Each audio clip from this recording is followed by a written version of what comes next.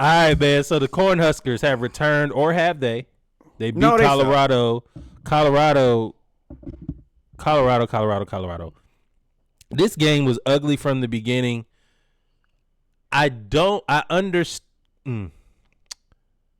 I get that Shadeur should not have called out or said anything of throwing his line under the bus because he did make a bad pick six. I mean, that was an awful pick six.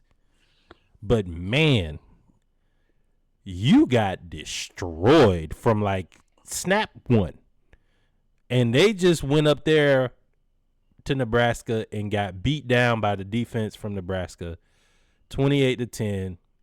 Matt Rhule and Dylan Raiola, he's trying his best to be Andy Reid and Patrick Mahomes.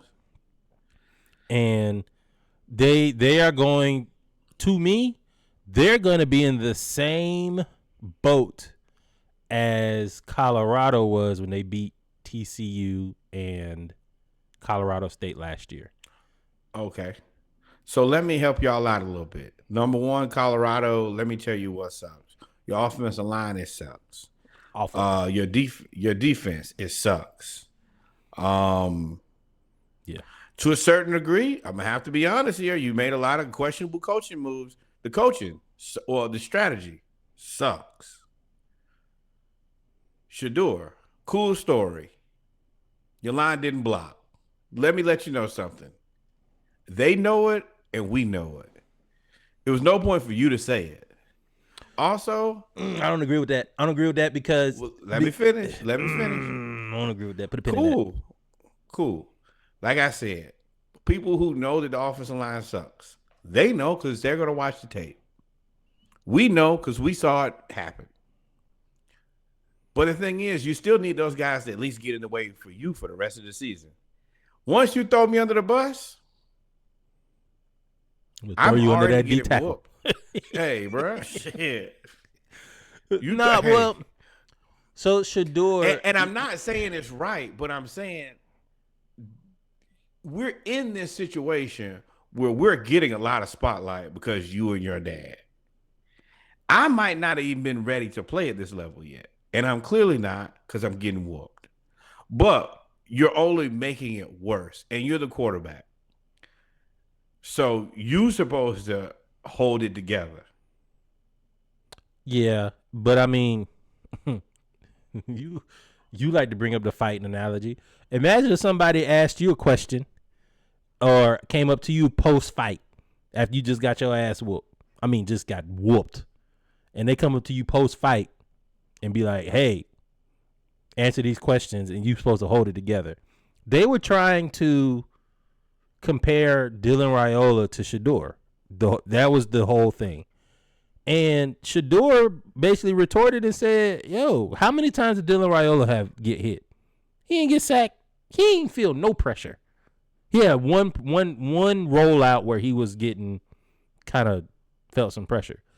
So at that point, what he said was right. He was right. Dylan Raiola, I could throw for 500 yards when you don't have nobody rushing you. Shadeur, no. Other people can have that. Right, but what I'm saying is you asked me that question. You said y'all are trying to paint Dylan Raiola and trying to downplay me. And y'all know that I was running for my life the whole game. And it wasn't like I was holding the ball too long. That has always been something that's kind of followed him around, is that he holds it. He was getting destroyed, like, from the beginning. Cool story, but nobody cares. Those are your dad's Louis bags that are parked in front of you. They supposed to block. Number two, you got the rap song Perfect Timing. You got your watch up. You got rappers on the sideline. You have every NFL player that's ever been interested on the sideline. You have influencers and comedians on the sideline. People were believing that y'all were a top 25 team last year. So if you come in and say, hey, my offensive line didn't block, nobody's going to cry tears because Nebraska Cornhuskers have a better team than you. That's a you Nobody's problem. asking you the criteria. I'm just telling you how that. See, and now you starting to add to it, bro. Y'all asked me about Dylan. You asked me about the winning quarterback and do I think he's better than me and all those other questions they asked. No. Did he get hit? No. He didn't get hit at all. Now I do agree with you that the offensive line does have to block for you, but if y'all gonna ask me that question, you can't fault him for telling the truth. Okay. Hey, what do we say about the truth? Tell the truth, but does it need to be told right now? Does it need to be told by me? If you felt like the answer is yes, that's fine.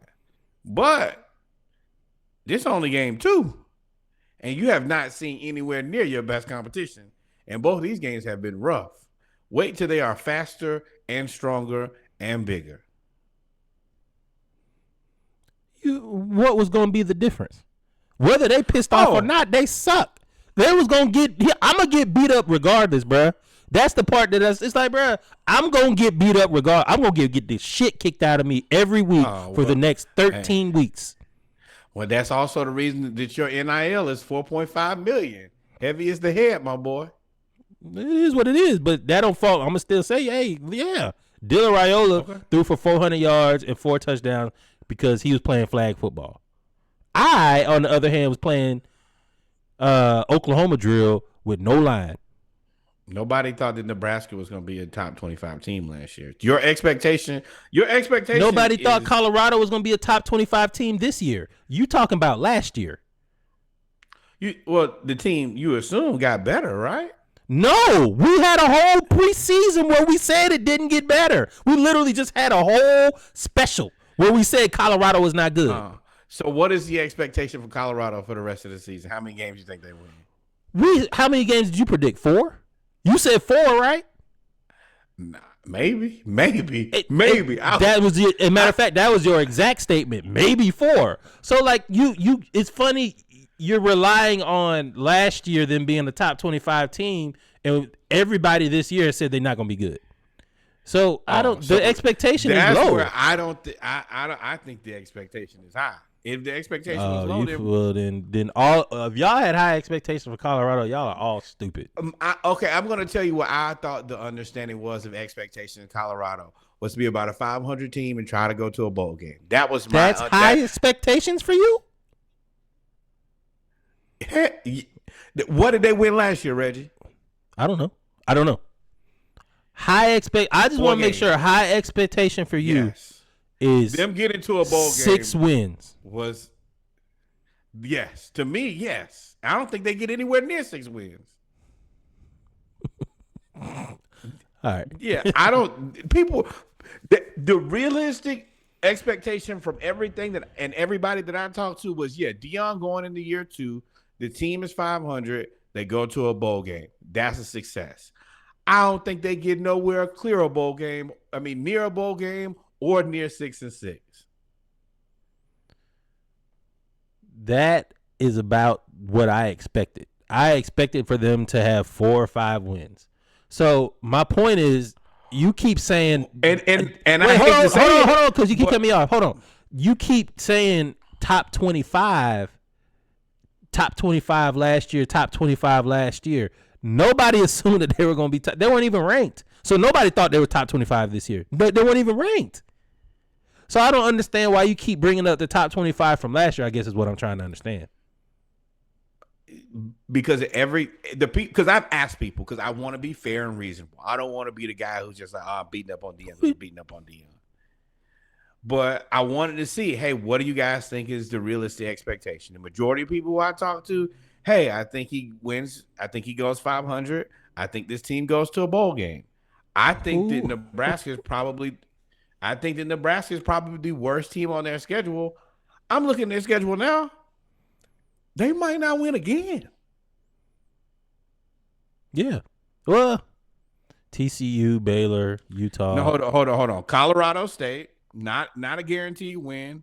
They're going to lose to Baylor, UCF, Kansas State, Arizona, Cincinnati just came back from down like 21. Texas Tech State just barely beat Tulane. I think that Tulane whoops Colorado's ass. Utah, Kansas, Oklahoma State. They may not win again. Yeah, them last 3 they're not winning. They'll beat Colorado State. Yeah, they're not gonna go to a bowl game. But that's not out of. We talked about this. I guess that's what I'm confused. That we talked about this. We said they weren't gonna win, and nobody had them preseason ranked or postseason ranked as going to win anything. So who did you talk to? So I've talked to a multitude of people, but this is the thing. Ooh. So if he wins 2 games, people on the planet. If he wins 2 games, what do we say then? Your offensive line sucks. You are who we thought you were. Ain't big difference between 2 and 4. Okay. Or 5.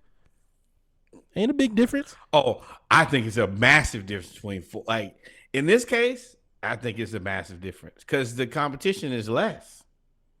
In the big, we'll see. But this also brings up another point that I did want to talk about before moving on. Deion tried to build this team through the portal, and there's only so much you can do through the portal. Deion is 180 degrees from Dabo, but they have the same result. Dabo refuses. Boy, where do you live? This is every time we pod. I mean, I live like here by the fire station. So anybody who needs help, they got it. But what I was saying was Dabo refuses to go to the portal. Deion only goes to the portal, and they both aren't good.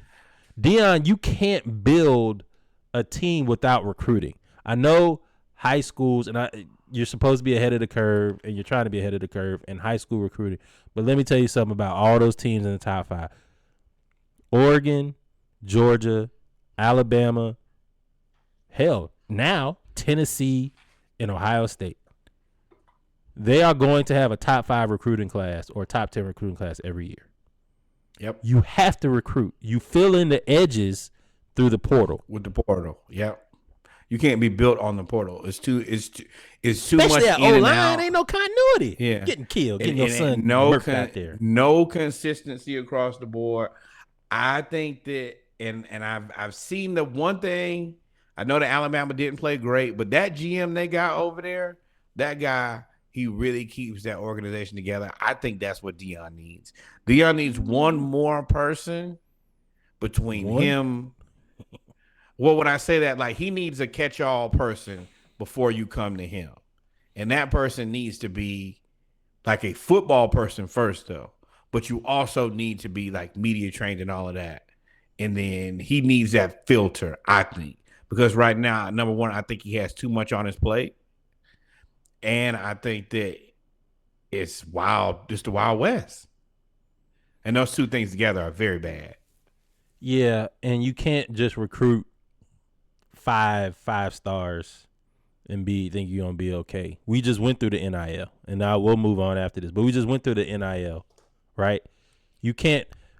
Texas had 25 stars. Georgia got 25. Alabama's got 27 or something like that. 5 and 4 stars. You can't have that many, and then you go with 5. You go into a gunfight with 5 bullets, and they got 27, and you talking about, well, I'm gonna bring these other bullets over here. And them bullets are not; those are not the best bullets either. Let's be real. The kids who are transferring because they're looking for a better opportunity. Yeah, but I'm talking about for the recruiting. He brings in 5 stars. He got Travis Hunter. Yeah. He got Cormani McClain, although he left. He got the offensive tackle that played decently, the number 1 George tackle. Seaton? Yeah, he gets them. It's just he don't get nobody else. Ain't no 4-star, ain't no 3-star. He don't get none of them.